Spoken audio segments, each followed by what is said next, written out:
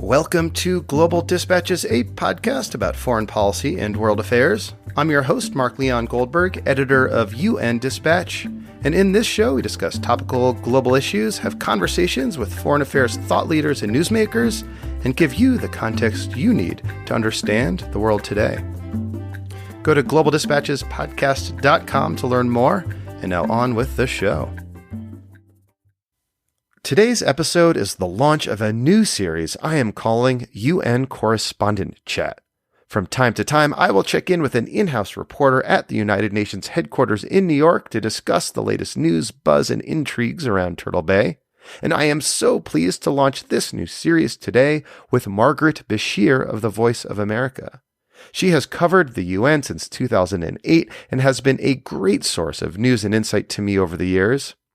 We cover a lot of ground in this conversation, including how the UN is responding to the situation in Venezuela, the significance of a breakthrough on Yemen at the Security Council, the implications of Palestine taking over as a chair of a key group of countries, what to expect from the US at the UN in the coming months, and whether or not any other diplomatic breakthroughs may be possible on the horizon. This is a fun conversation and sets a good tone for the series, I think. Big thank you to Margaret Besheer for joining me. And Margaret wants to emphasize that the opinions she gives are her own and not that of Voice of America. So with that disclaimer, let's jump right into it. Here is the first installment of UN Correspondent Chat with Margaret Besheer of Voice of America. Well, I think people have been worried about Venezuela in this building for a while. There's 2.3 million refugees flowing out of the country, and I don't think people in the wider world realize that. You know, we're so focused on the refugee crisis in the Mediterranean, but people aren't really talking about it. You know, you've got 2.3 million Venezuelans who've gone to Curacao, who've gone to Colombia, who are moving throughout the region. So the problem has been percolating for quite a while, and it really is kind of coming to a head right now that there are these two competing governments. By the time this airs, though, we'll have had a Security Council meeting on Saturday morning. We hear Mike Pompeo might be coming up to this meeting. So the Americans want to talk. They've asked for the meeting. They want to talk about Venezuela in the council. And, as you know, the Americans have recognized the opposition leader, Juan Guaido, I think is how you pronounce his name. And so, this is opening up, I think, more splits perhaps here, because there are countries that don't have a problem with Maduro staying, a large number of countries. And so many of them are on the Security Council. Correct. Yeah, the Russia, Russians Russia specifically has backed I'm sure Maduro. China will be one of those countries that says this is an issue of internal concern for Venezuela. It's none of our business. Stay out of it. You have a lot of countries that always follow that line because they don't want anybody coming around to them at some point and poking around in their so-called internal business. So this sets up like a kind of almost familiar dynamic by now at the Security Council, in which you have the United States and Russia on competing sides of an unfolding and escalating crisis. One sort of, I think, dynamic that is an additional wrinkle here is, of course, that, these two, the U.S. recognizes one government, Russia recognizes another. Who gets seated at the United Nations, and how in the past has like the UN General Assembly approached these kinds of situations where you have kind of competing claims to the throne?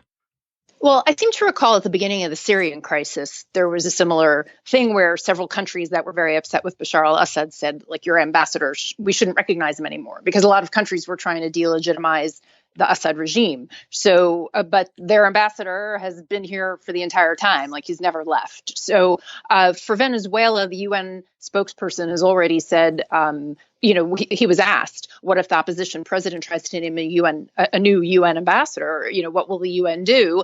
And the spokesperson said, well, they don't engage in hypotheticals. There's a permanent mission here at the UN, and that remains the mission the UN deals with. And, sovereign governments have the possibility to decide whatever they want in relation to recognizing other governments. That's up, that's in the bilateral relation department, and that's between governments, and the UN doesn't intervene in that. So there is also a credential committee here at the UN, group of countries on that. I think there's maybe 9 or something. I'd have to look it up. But they would, I suppose, get it eventually if it became a bigger issue.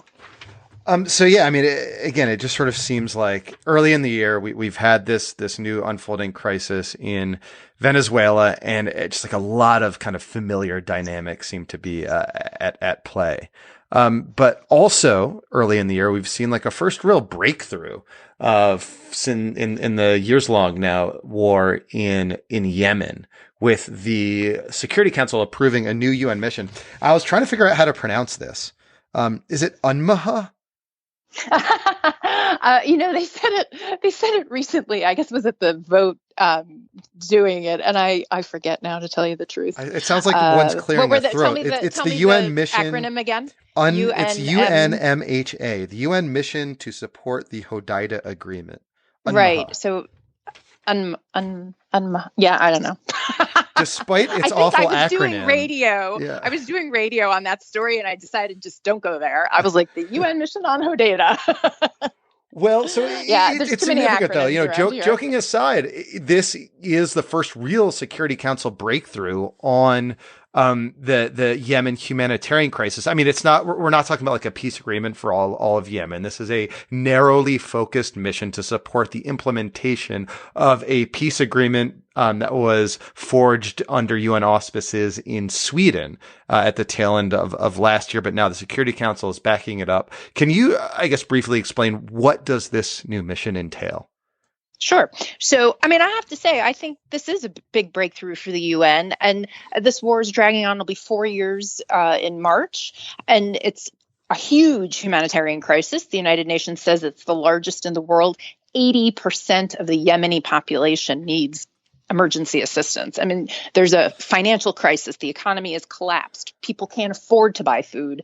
The civil servants aren't getting their salaries. The pensioners aren't getting their pensions. People don't have money to buy food.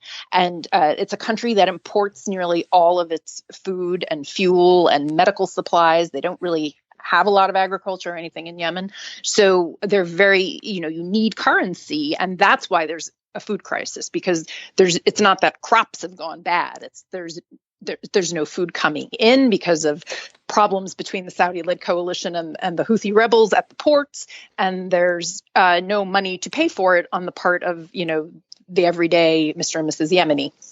So it's a huge problem, and these poor people have had a cholera epidemic that affected over 1 million people. They've had all sorts of tragedies upon them because of this war. And for Martin Griffiths, the envoy, to get the parties to Sweden in the first place, I'm not sure. I think a lot of people were probably skeptical that anything would come out of it. It was the first round of talks.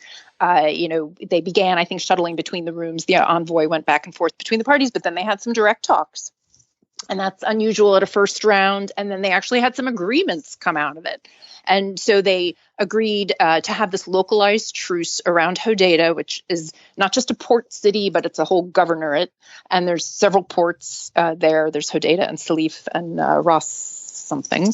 And so now there's been a big de-escalation around the ports. There have been violations, but there's been a big de-escalation, which is an accomplishment. And, this should help alleviate. They can start bringing in cargo to help people, to feed them and to give fuel to hospitals for generators and all that sort of stuff, and to aid workers to drive around the country to deliver the aid. And so basically, like the agreement, doesn't the agreement basically, like, again, sort of call for like a local ceasefire and calls for the withdrawal of forces, and calls on outside the city. Yeah, and calls for like a pretty small UN mission, prisoner exchange. Well, it also calls for a big prisoner exchange, and they're still working on that. They're in Jordan. There's a committee that's working on that, and they're going to exchange several thousand prisoners, which is a big step forward.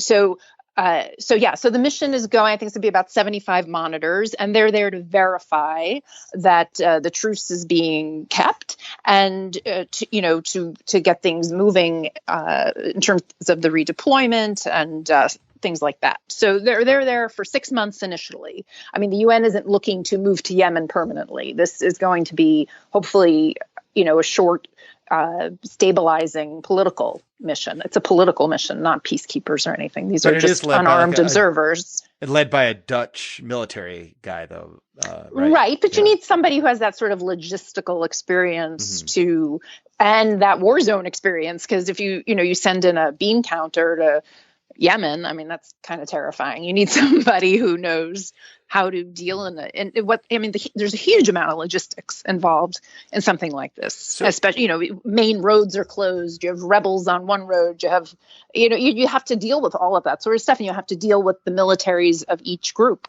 So is it your sense that the Security Council and others like around the UN view this agreement, which, as you said, and I think we're rightfully right to emphasize the significance of this local agreement to the broader humanitarian crisis in Yemen. But is there a sense that this might be perhaps like harnessed to encourage like a broader political reconciliation in Yemen? This was not like a peace agreement for Yemen. This was like a local ceasefire, basically. Yeah, no, this is step one, right? So let's see if we can just have a little de-escalation and move goods in and out and calm people down and move back forces in this one crucial city. I mean, it's a major city on the Red Sea. It's the lifeline. They refer to it constantly as the lifeline. Hodeidah is the lifeline of Yemen. Mm-hmm. And so if they can, it's like getting New York City.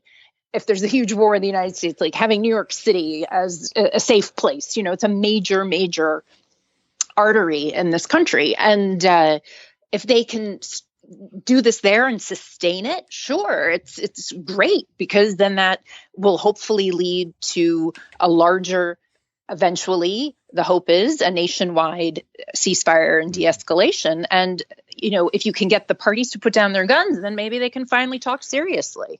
So I'm wondering how you suspect or how you think this agreement, which was a breakthrough, sort of affects wider Security Council dynamics. I mean, for so long, the Security Council was paralyzed on some key international security issues. Yes, I mean, they were routinely reauthorizing UN peacekeeping missions, unanimously, but on some of the key big issues around the world, there was just paralysis because of differences of opinion among the major powers. I guess, one, do you see this Yemen agreement as leading to any other breakthroughs? And if so, like, what other potential opportunities for breakthrough do you see in the coming months and weeks as we sort of enter this new year? Well, I think it just depends on the issue. The council, sure, it's paralyzed completely on Syria, and it has been since day one. But on other issues, like look at North Korea. If the U.S. had come, U.S. came in and asked for these really tough sanctions, and then that led to a lot of tension, but it eventually got to the first summit. So, whether you are of the camp that the Trump-Kim summit accomplished something or accomplished nothing, I mean, it still got them to talk, right? And so now there's going to be another one in February, probably. So there has been traction where there hadn't been any. And the Chinese came on board on those sanctions and stuff, which was really no easy feat. I mean, I've been around this place a long time, and I've seen them negotiate sanctions before on North Korea. And when Nikki Haley said she wanted those sanctions in a week, we were all laughing our heads off, because we're like, good luck, a week? Nothing happens here in a week. Certainly not North Korea sanctions. And wow, she got the sanctions in a week. So, I mean, things can happen sometimes. So do I see it, progress in Yemen maybe leading to progress on Syria? No, honestly, I don't. I think Syria is an animal all of its own, and we can talk about that further on. Will it help Ukraine where there's a frozen conflict going on? No, I don't think so, because you have Russia, a permanent council member on one side, and they're certainly not changing their position. And you have U.S., Britain, France on the other side, and they're certainly not changing their positions. So, I mean, there's some things that are just going to be intractable. But maybe on Myanmar, or maybe on Myanmar, it could help. There's certain, like the Chinese don't like to be pressed on it in public, and they don't, but maybe behind the scenes, it could lead to something. Who knows? So, why not? So lastly, on the Security Council, there are, at the start of 2019, 5 new members. I wrote this down, but I can't find who they are. Let's see if I can remember. Indonesia. I have it on my wall. I can let's read see. it. How's Indonesia. that? Well, tell me what I get wrong. Okay. Indonesia, okay. Dominican Republic, Germany, and 2 more. One begins with a B. I'll give you a hint. Belgium. Okay. And the other one is 2 words located in Africa. One of the words in its name is Africa. Come on, South you know Africa. it, Mark. Bravo. South Africa. I thought, okay, Yep. right. Sorry, I'm So looking. I'm South staring at a Africa, map Belgium, here. DR, Germany, I initially Indonesia went are to the new Central members. African Republic, but I'm like, wait, Oh, that's three wow, words. No, okay, yeah, okay. So those are the 5 new members, including some key powers like South Africa and Germany. Right, the Germans, Indonesia, a huge country, major in its region. So how will their entry to the Security Council as non-permanent members affect the dynamics? What are you sort of expecting? What are you seeing so far?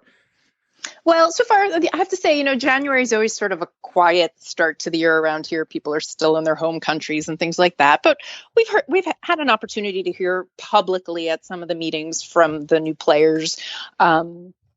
I think maybe Belgium could be sort of the new Sweden on the council, because the Swedes were really active on the humanitarian front. They worked with the Kuwaitis a lot. They steered a lot of the resolutions on Syria. They were very out front on humanitarian issues.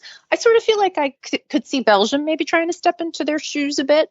Mm-hmm. South Africa, definitely a major player regionally, and, would aspire to a permanent seat on the council at some point in time. I've seen the South Africans on the council before, and they're always a heavyweight, for the elected 10 members. They're always definitely a major player. We have the Germans, again, another country that wants to see itself as a permanent member of the council. And some of the elected members play above their weight in a way. And I would say Germany is definitely one of those members.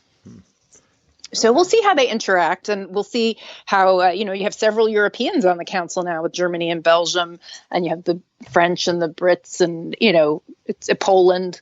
So heavily European council. But the elected 10 are definitely trying to assert themselves more. I've noticed this in the last 2 or 3 years. They're really making efforts to challenge the permanent 5 members on things. Because let's face facts, a lot of the heavy duty negotiating around here takes place behind closed doors among the P5 or among even a smaller group of the P5. Like, for instance, on North Korea, it was the US and China. They did it all. Then they went to the other members of the 5. And then once they all agreed on it, then they went to the 10.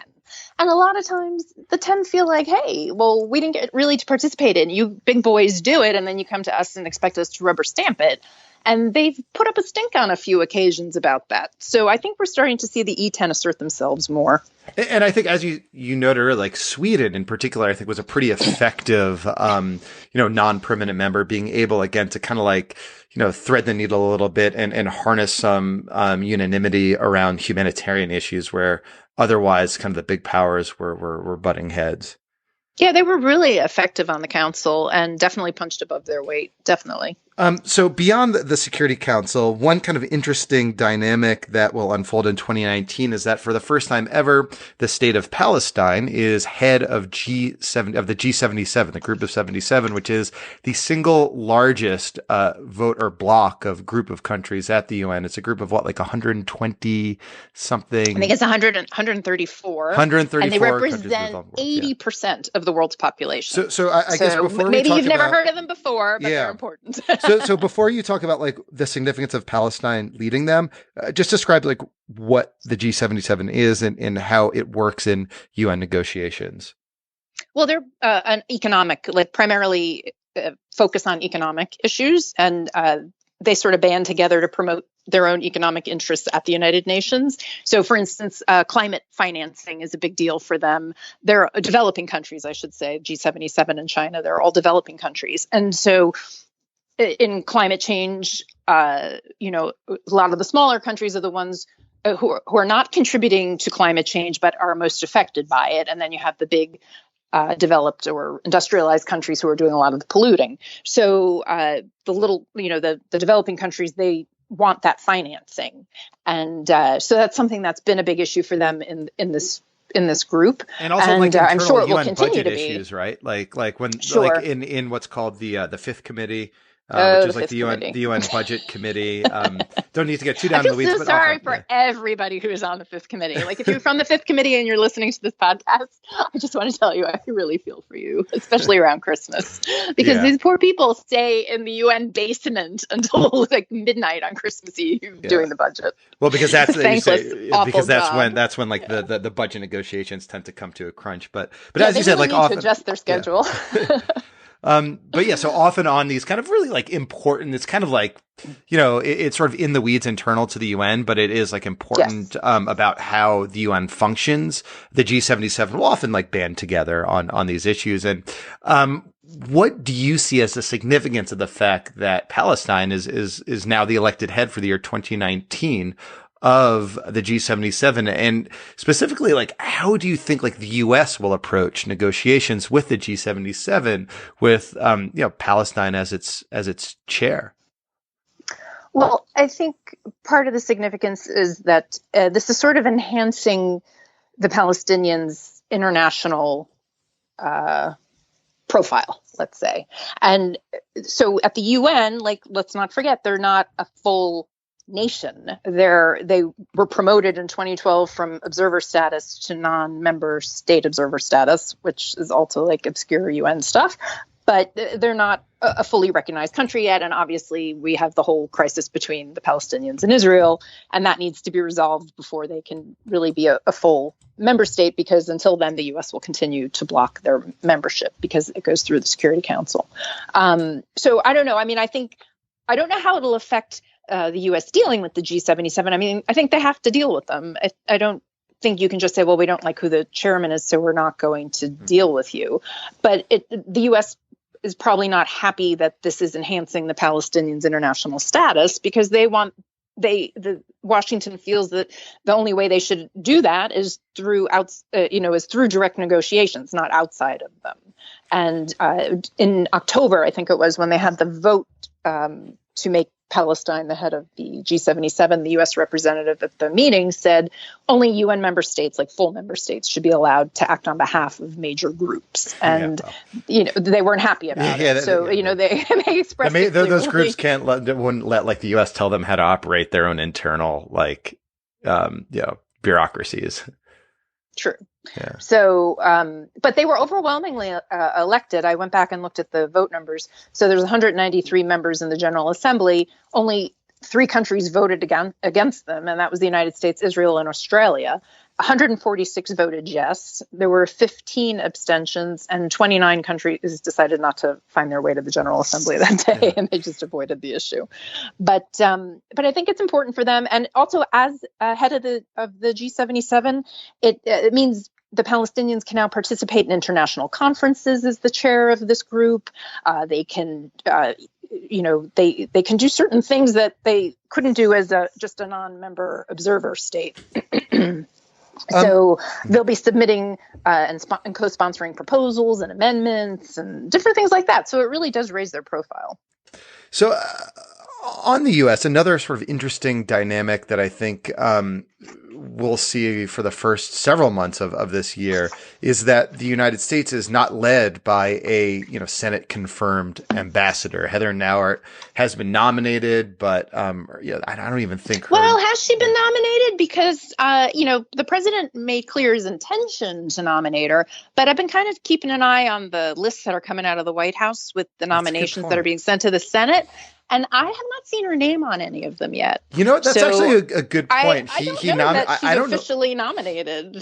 I don't know. That's a good point, because so the you're probably on the same email list as I am, and I get a blast from the White House every day about various nominations being sent to the Senate, and she actually wasn't on any of them. I assume she has been has been sort of nominated without being formally nominated. She's been named by Donald Trump as the person he would like to represent her. So, but he does change his mind. So I don't know. I mean, until she's nominated in black and white, I don't know that she's nominated. And she hasn't been doing briefings or anything. So I think because she's potentially nominated, she's either studying or not allowed to be in front of the cameras right now. But which leaves the U.S. being led by an acting U.S. ambassador, right? Jonathan Cohen.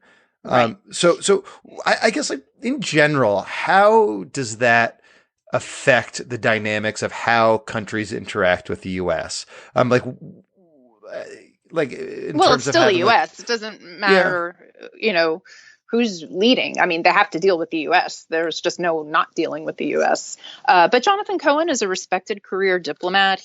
Before he was here, he was a deputy assistant secretary of state. He was based in Baghdad as the deputy chief of mission for a couple of years. He's been in the foreign service for decades. I mean, he's a really competent State Department career officer. So in that sense, I think, like, it's great. It's no problem that now isn't here yet or anything. I think where the difficulty might be is, with someone like Nikki Haley, she had basically a direct phone line into the Oval Office. And I doubt that a career foreign service officer can just pick up the phone and call and, get through. And also Nikki Haley was a member of the president's cabinet and inner circle and all that. So she had much better access to the president. She could influence his decisions about foreign policy here at the UN and perhaps even beyond the UN. But I don't think someone like Jonathan Cohen has that ability, based on the fact that he's not a political appointee. So I think that's the area where I think it's more within the U.S. that it's an issue rather than the U.S. dealing with other countries, because countries just have to deal with this, and that's how it goes, So along those lines, like, is the government shutdown affecting anything about the UN right now? Well, the U.S. mission to the UN is definitely on a scaled back staff, and I know from my dealings with the press office over there that they are affected by it, and that we've gotten some queries back saying, due to the shutdown, we can't answer your questions. So I assume they're affected like everybody is. I don't know how it's affecting the U.S. in terms of like committees at the UN. I have heard some buzz about it, though, that people are saying that things are a bit affected. Not as many diplomats are here. And there are a few senior diplomats that I would normally see in the Security Council or in other, they take the seat and they're like, Kelly Curry, I haven't seen her in ages. I don't know where she is. So there are people. So I'm wondering if some of them are furloughed. So sort of to wrap up, what other stories or events or trends are you looking out for in the coming several months around the UN? What should we be watching out for? Well, I think definitely, it's always Syria watch, always. I don't know if it's a futile exercise at this point or not, but it's been going on forever and it needs to be resolved. But it's just shifted so much in the last couple of years. I mean, it's really Russia's game right now, I think. And there's a new UN envoy, right? Geir Peterson. That's right. Geir Peterson from Norway, who's a really respected diplomat. He was here as ambassador. So a lot of people know him. That's one of the really nice things actually about the UN is that people cycle through here as political coordinators or deputy ambassadors or ambassadors. And then they go out to be the foreign minister in their country or go on to some other post, but then they cycle back here sometimes. And so people know each other. And so Geir Peterson was the ambassador here for quite a while. And then he left to Beijing for Norway. And now he's been appointed the envoy. So he's back and he has huge experience in the Middle East. He was part of the Oslo Accords and things like that. So he's got a lot of Middle East experience. He's well known in the region. So, but it's a thankless job being that Syria envoy, isn't it? I mean, you had Lakhdar Brahimi, then you had the late Kofi Annan, then you had Staffan de Mistura, who really hung on there for about 4 years. But they just can't seem to move it, aside from some small localized truces, some de-escalation zones, there was some movement of civilians out of bad areas and things like that. But there's just been no real breakthrough, and the Syrian people need it. It just can't continue like this. I really thought in 2015, when the refugees started going in huge numbers to Europe, I thought that there would be a breakthrough then, because the Europeans would say, we don't want to deal with the refugees, so we've got to fix Syria. But even that didn't move the needle. So I don't know what they're going to do to move the needle, but they need to do something on Syria.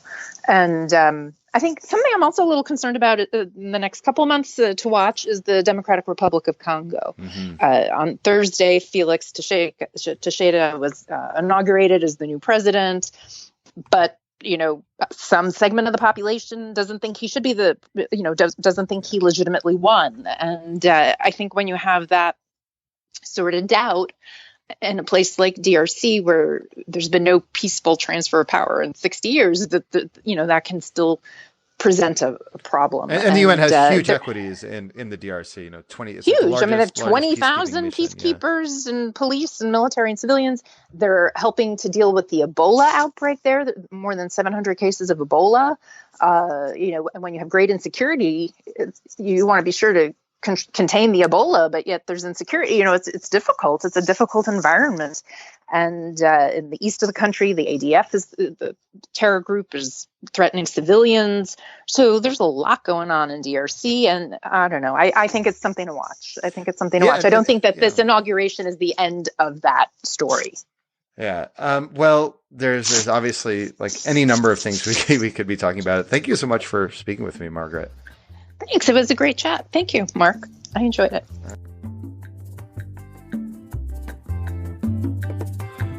All right. Thank you all for listening. Big thank you to Margaret. That was fun.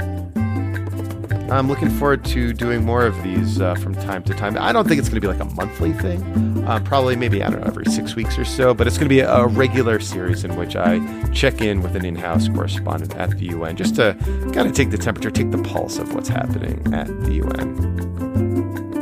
All right, big thank you again to all of my premium supporters on Patreon. You help keep the lights on at the podcast. Big thank you to you all for that. And I'll be sending some more goodies your way soon. And if you've not already done so, please join the referral program of the show where you can earn rewards for simply telling people about the show.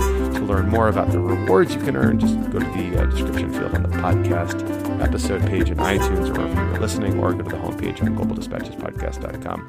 That referral program is going to end in just a couple weeks, so jump on it now to accrue as many points as possible. All right, see you later. Bye.